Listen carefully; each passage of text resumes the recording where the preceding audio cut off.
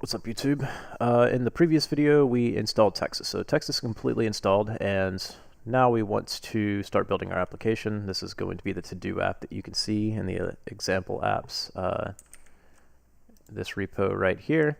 So the first thing I want to do is point out that to-do MVC has base.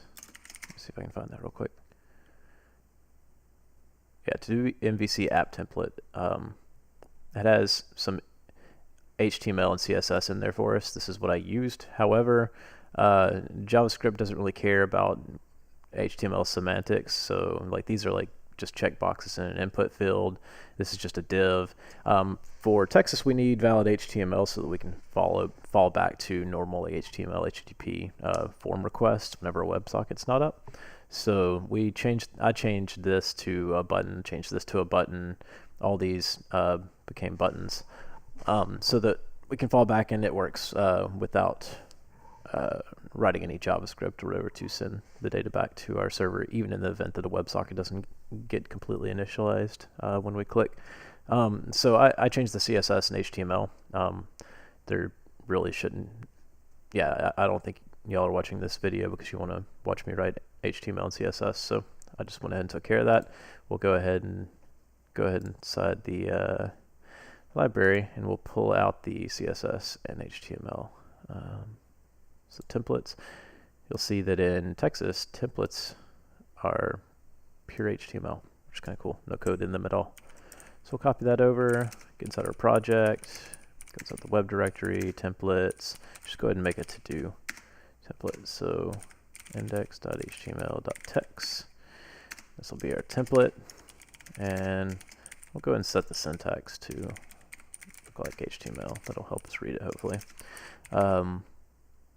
Cool, so you can see these three Texas properties are kind of what's important here. That's where we're going to be inserting dynamic content via our views, and we'll go ahead and set up the CSS before we do that, though. To-do.css, and cool. Now we'll go to sample app, assets, CSS, and I put this under index here for some reason. Get the raw, I'll just copy that in. Cool. So now we can go to our app.css, and instead of importing Phoenix, let's import to-do CSS, since we don't really care about Phoenix's styling.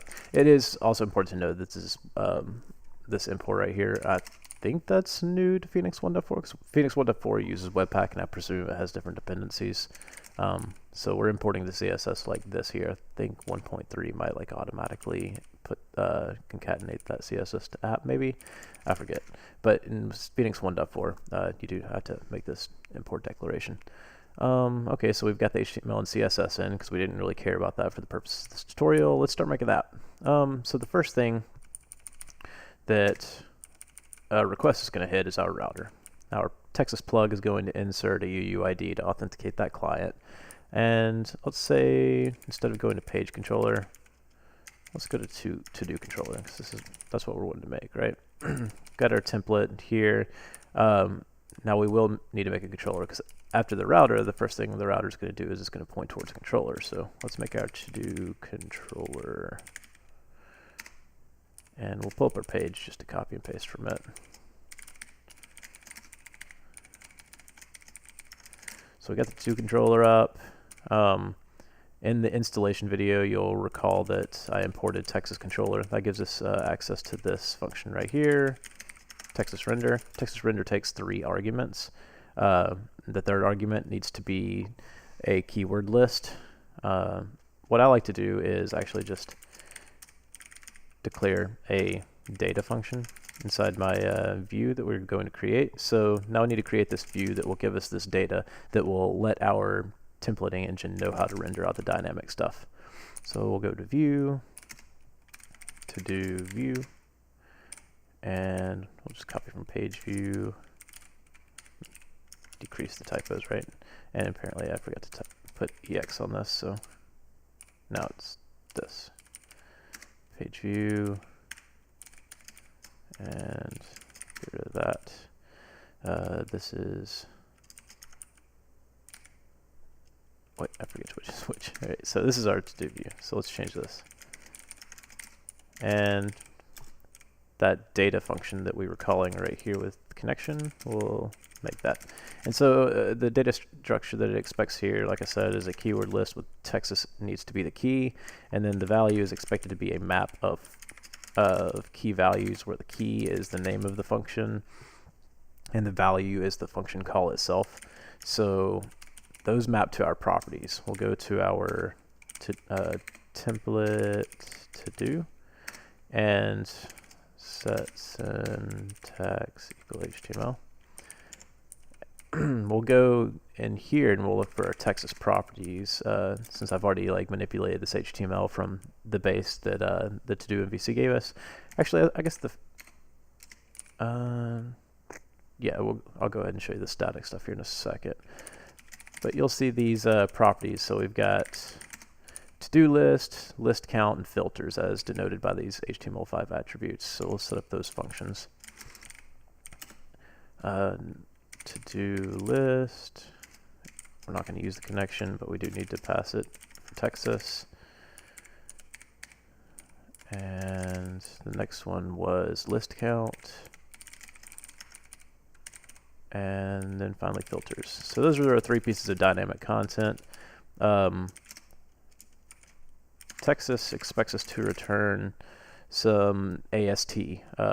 Floki will parse this parse HTML strings out into the AST that we expect. So the easiest way to get this up and going is let's just put some parsed HTML in here. That'll be our dynamic content for now. We'll just put that in all three of these functions. And let's go start the server. Hopefully I didn't mess anything up. So now we got all the compilation parts. And apparently I did mess something up. So to do view 5. Yeah, I didn't close out my... Cool, so that's... Well, oh, actually there's another thing we didn't do. To do list, and the key has to be the name of the function. The value needs to be the function call. And I'll just go ahead and make that a little bit cleaner. And list count,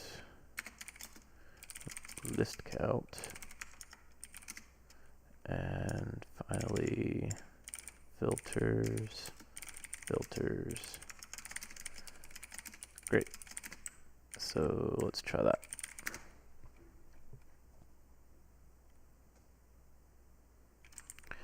Let's go to localhost 4000. And to do view data is undefined. Oh, I didn't alias it in. So you'll see in our controller here we call to do view data, but the actual module name is this thing. So let's just go ahead and alias that in.